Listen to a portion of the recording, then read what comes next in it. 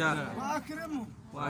السلام عليكم. السلام عليكم. السلام عليك يا سيدنا يا سيدنا يا حمزة يا حمزة عبد المطلب بن عبد ويا المطلب شماس ويا سماس عثمان بن عثمان ويا عقيل وعقيل بن أمية بن أمية. يا الله يا الله أجزهم خير الجزاء. الجزاء.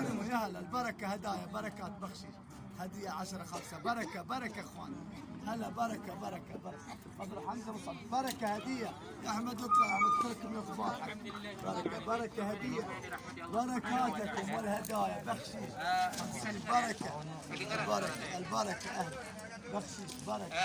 Alhamdulillah. Baraka, Di belakang baraka. saya ini, di belakang saya ini adalah tempat حط beliau نظرك حتى في رزقك حتى في رزقك تحط نظرك وأنا أقول له ada Uhud itu dimakamkan pada saat itu. Pada saat itu, kecuali ada beberapa para sahabat yang dipindahkan makamnya ke مقام Al-Baqi. سيدنا حمزة. بركات هدايا بركة هدية بركة. Sebagian dan kaidnya Baraka, artinya baraka, para baraka. petinggi perang Uhud itu, baraka, para baraka, petinggi perang baraka. Uhud ini semuanya Baraka, ada di baraka, tempat ini. baraka, ukhti, baraka. Di antaranya beliau adalah paman sekaligus saudara بركة هدايا sepersusuan Rasulullah ataupun kita sebutnya sebagai saudara radha ya. Sayyidina Hamzah bin Abdul Muttalib. Beliau bukan hanya paman Rasulullah, melainkan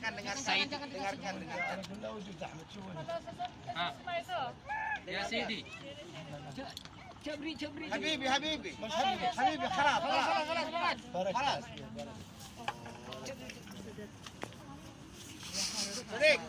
حبيبي خلاص ابويا خير بركة كله خير خلاص Ya, saya lanjutkan. Sayyidina Hamzah itu beliau bukan hanya sahabat Rasulullah, bukan hanya paman Rasulullah, melainkan beliau juga adalah saudara sepersusuan Rasulullah. Sama-sama pernah menyusu kepada satu wanita, siapa? Aminah Halimatus Sa'diyah. Sa'diyah. Halimatus Sa'diyah. Dengar ya, maksudnya familiar ya namanya ya. Iya, Halimatus Sa'diyah. Beliau itu dekat dengan kota Taif rumahnya. Nanti saya ceritakan lebih lanjut. Intinya, beliau adalah orang yang paling disayangi oleh Rasulullah dari para sahabat. Yaitu siapa? Sayyidina Hamzah. Kenapa demikian? Kenapa Sayyidina Hamzah itu istimewa di hadapan Rasulullah? Bukan hanya alasan 3 tadi itu, sahabat, terus paman, terus lagi saudara sepersusuan, bukan hanya itu. Tapi Sayyidina Hamzah adalah pejuang pertama yang memperjuangkan umat Islam ini. Ketika dahulu Rasulullah itu masih ada di Mekah, maka Rasulullah itu dimusuhi oleh semua paman-pamannya, illa Sayyidina Hamzah. Kecuali Sayyidina Hamzah. Ketika semua pamannya yang namanya Abu Jahal, Abu Lahab itu, mereka itu tidak percaya, menertawakan Rasulullah, menghina Rasulullah. Ponakannya sendiri itu dihina. Siapa yang membela? Sayyidina Hamzah. Semua orang kafir Quraisy itu meludahi Rasulullah. Siapa yang membela? Kata Sayyidina Hamzah, kalian, hai orang kafir Quraisy, kalau sekali lagi macam-macam dengan Rasulullah, sekali lagi menghina Muhammad, maka pedangku ini yang akan menjadi gantinya. Kata Sayyidina Hamzah. Makanya beliau itu dijuluki sebagai Asadullah wa Asadu Rasulih, yaitu singanya Allah Subhanahu wa Ta'ala dan juga singanya Nabi Muhammad sallallahu alaihi wasallam. Beliau itu dikubur di sini dengan kuburan dengan kondisi fisik yang mengerikan. Kenapa demikian? Terjadinya perang Uhud itu karena perang Badar seperti yang tadi saya jelaskan. Perang Badar, Sayyidina Hamzah itu membunuh 3 orang sekaligus. 3-tiganya yang dibunuh oleh Sayyidina Hamzah adalah kerabat dari satu wanita yang keji pada saat itu sebelum masuk Islam. Yaitu namanya siapa? Hindun. Yang dibunuh pamannya Hindun. Yang dibunuh orang tuanya. Yang dibunuh adik kandungnya Hindun. 3 orang ini semuanya dibunuh oleh satu orang. Siapa? Sayyidina Hamzah. Sayyidina Hamzah. Bagaimana luar biasanya Sayyidina Hamzah. Namun sebelum terjadinya perang Uhud, Hindun ini memberikan satu sayembara kepada siapapun yang ingin ikut. Kata Hindun, siapa orangnya nantinya ketika terjadi perang Uhud dia mampu membunuh satu manusia yang namanya Hamzah, maka saya akan kasih hadiah. Hadiahnya apa? Kalau dia ingkana minal hur, ketika orang itu adalah orang yang merdeka, saya akan berikan mi'at naqah, kata Hindun, 100 unta. Unta itu satu tidak sangat mahal, apalagi 100. Ketika ingkana abidan, kata Hindun, kalau orang yang berhasil membunuh itu adalah seorang hamba, maka aku akan beli dia dan aku akan merdekakan. Lalu datanglah satu orang yang gagah, ya, gagah, namanya Wahsy. Wahsy itu adalah orang kulit hitam, budak kulit hitam. Dia datang dengan membawa tombaknya. Dia memang ahli tombak. Ketika terjadi perang ini, Wahsy yang hanya diincar oleh Wahsy itu hanya satu orang saja, yaitu siapa? Hamzah, Sayyidina Hamzah. Sayyidina Hamzah. Ketika Sayyidina Hamzah itu sudah berhasil wafat, dibunuh oleh Wahsy, ditombak oleh Wahsy dari jarak yang sangat jauh, maka yang dilakukan oleh Hindun, ya, adalah syaqqa sadrahu min tahti unukihi, ya, syaqqa sadrahu min tahti unukihi, membelah dadanya Sayyidina Hamzah dari sini, tahti unuk, ini apa namanya, Tenggorokan. bawah leher tas sampai ke pusarnya Sayyidina Hamzah, itu dibelah oleh Hindun, lalu diambil jantungnya.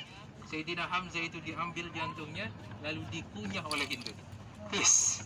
Perempuan kalau lagi marah itu ngeri. Ya. Perempuan kalau lagi marah itu jangan macam-macam. Tapi untungnya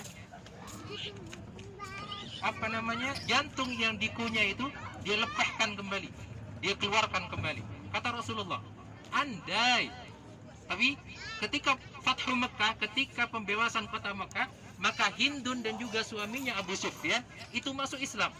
Tapi kata Rasulullah, andai Hindun ini tidak masuk Islam dan mati dalam keadaan kafir, namun pada saat memakan jantungnya Sayyidina Hamzah, dia masukkan ke dalam apa namanya, ke dalam perutnya, tidak dia lepeh lagi, maka akan ada cerita kelak di hari kiamat.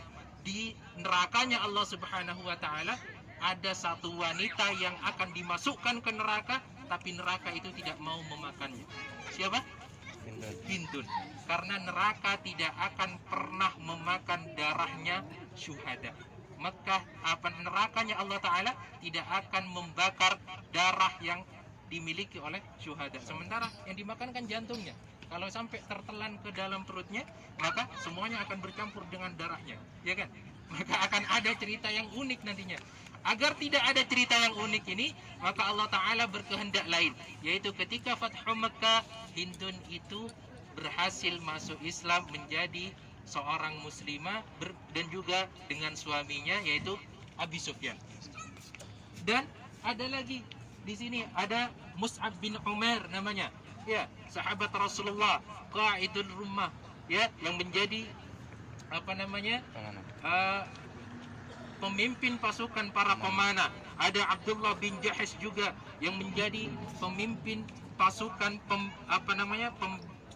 pembawa benderanya Nabi Muhammad SAW. Semua tiga-tiganya ada di sini. Dahulu ada 70 sahabat di sini.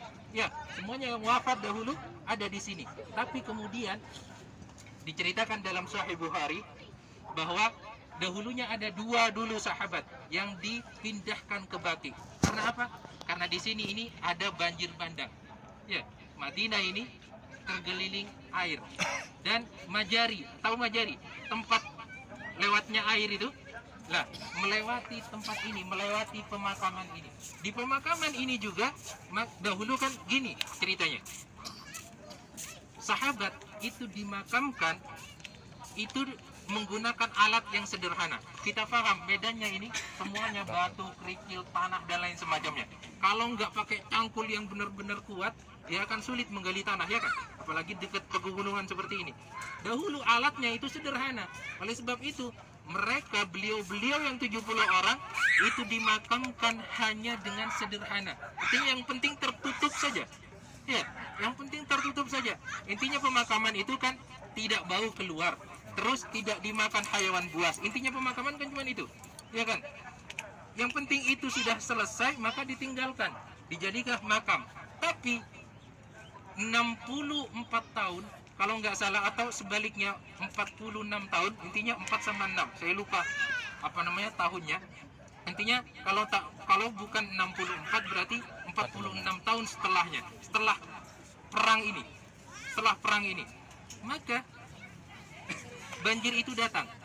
2 sahabat yang dikubur bersamaan itu terangkat oleh air. Masya Allah, saking dangkalnya itu terangkat oleh air ke atas. Lalu ketika terangkat itu, mereka ada salah satu sahabat itu yang tangannya ini, tangan yang kanan ini ditaruh di tempat luka yang ada di bahu sebelah kiri. Ada tempat luka di bahu sebelah kiri. Sampai wafat, sampai dikubur, beliau itu menempelkan tangan yang kanan ke bahu yang luka tersebut. Karena memang syuhada, orang mati syahid, itu tidak boleh diganti pakaian, itu tidak boleh dirubah bentuk wafatnya. Ya, dikubur sebegitu saja sudah. Ketika dikubur, beliau itu seakan-akan membasuh menutupi luka yang ada di bahu kirinya. Ketika tanah itu terangkat, jenazah itu terangkat, beliau tetap dalam kondisi yang sama. Anehnya, ketika ada seorang tabi'in pada saat itu, sahabat atau tabi'in yang mau mengangkat tangannya untuk seperti orang